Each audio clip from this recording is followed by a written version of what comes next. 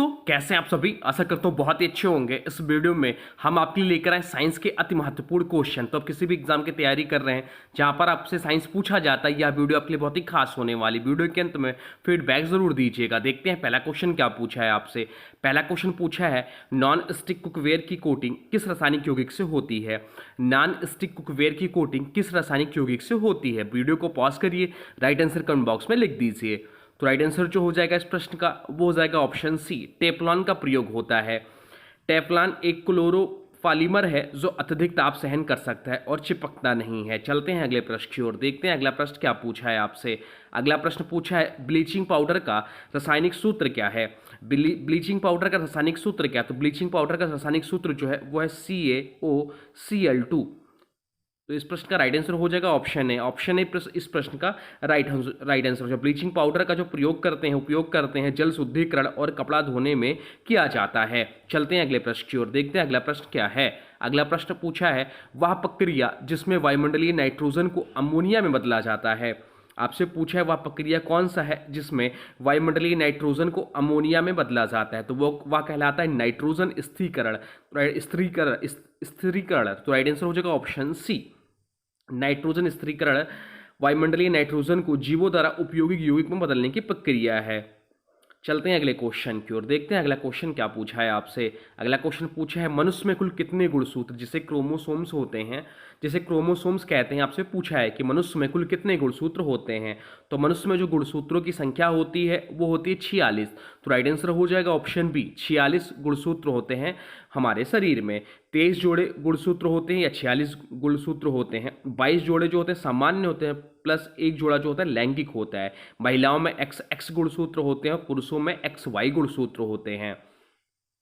चलते हैं अगले प्रश्न की ओर। अगला प्रश्न आपसे पूछा है, कोशिका की खोज किसने की थी। कोशिका की खोज किसने की थी। राइट आंसर आप लोग कमेंट बॉक्स में लिख दीजिए।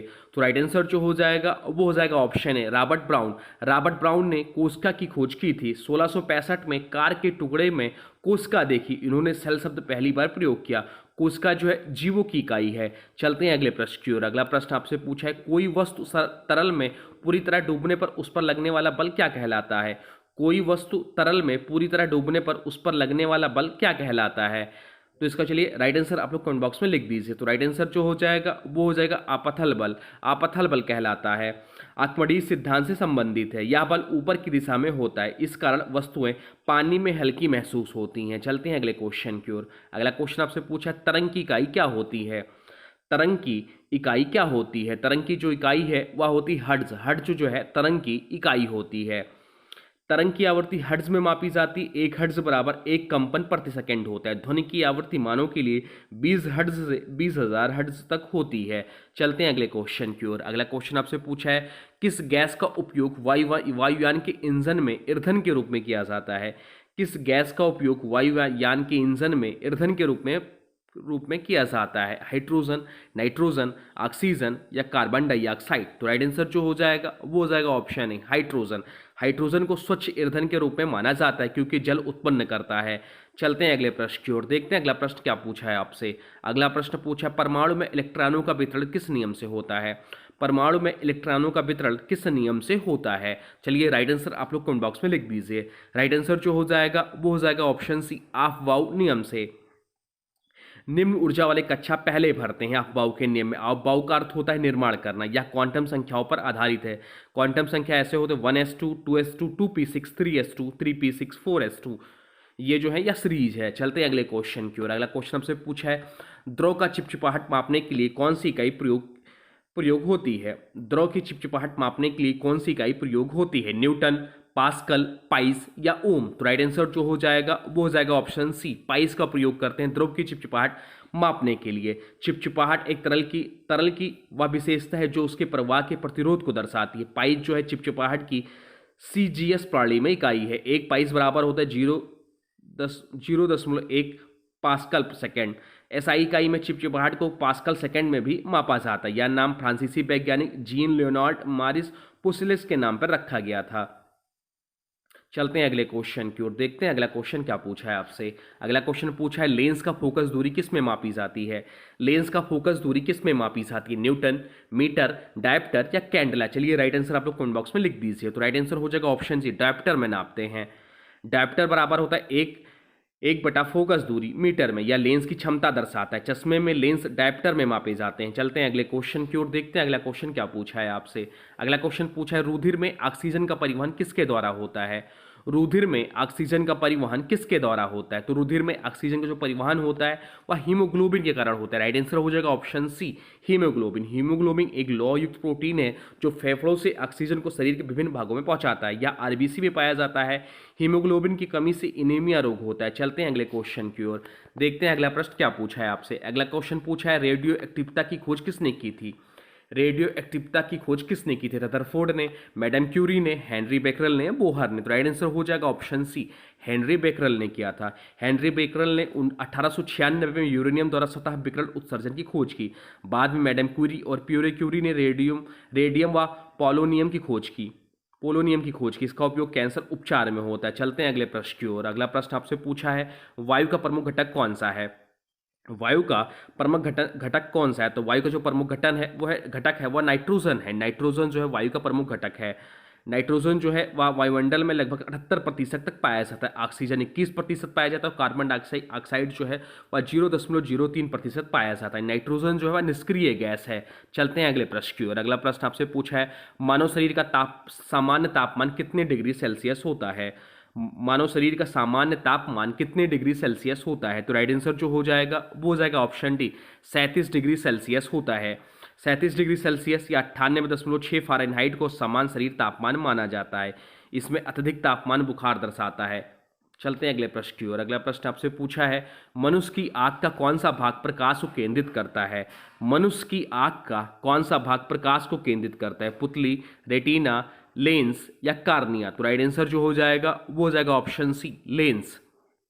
लेंस आंख में आने वाली प्रकाश को रेटिना पर केंद्रित करता है। रेटिना पर छवि उल्टी बनती है। कार्निया सबसे बाहरी पारदर्शी हिस्सा है। चलते हैं अगले प्रश्न की ओर, देखते हैं अगला प्रश्न क्या पूछा है आपसे। अगला प्रश्न पूछा शुद्ध जल का पीएच मान कितना होता है। शुद्ध जल का पीएच मान कितना होता है, 0, 7, 14 या 5। तो शुद्ध जल का जो पीएच मान होता है वह 7 होता है।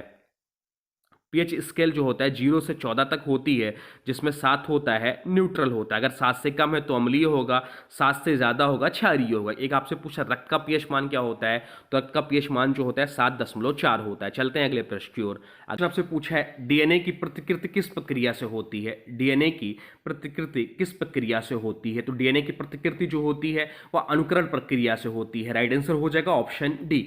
चलते हैं अगले प्रश्न की ओर, देखते हैं अगला क्वेश्चन क्या पूछा है आपसे। अगला क्वेश्चन पूछा है सबसे हल्का तत्व कौन सा है। सबसे हल्का तत्व कौन सा है। तो सबसे हल्का तत्व जो है वह है हाइड्रोजन। हाइड्रोजन जो है सबसे हल्का तत्व है। हाइड्रोजन पहला तत्व है और सबसे हल्का भी। इसका जो प्रतीक होता है वह H होता है और द्रव्यमान संख्या जो होता है वह 1 होता है।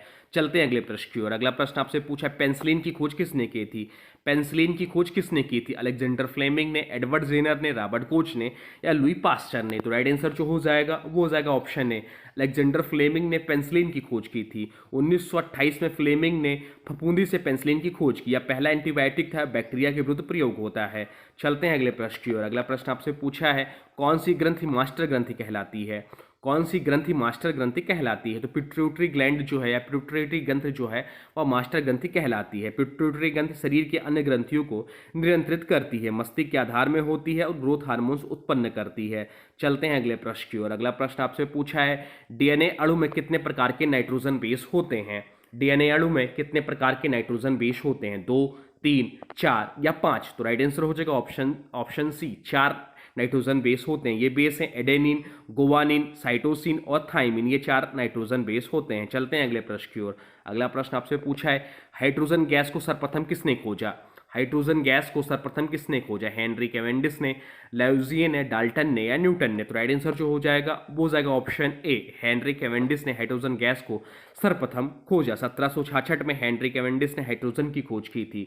चलते हैं अगले प्रश्न की ओर। अगला प्रश्न आपसे पूछा किस तत्व को फूलों का अन्न, फ्लावर ऑफ एलिमेंट्स कहा जाता है। किस तत्व को फूलों का अन्न या फ्लावर ऑफ एलिमेंट्स कहा जाता है। तो राइट आंसर जो हो जाएगा वो हो जाएगा ऑप्शन बी, फास्फोरस को।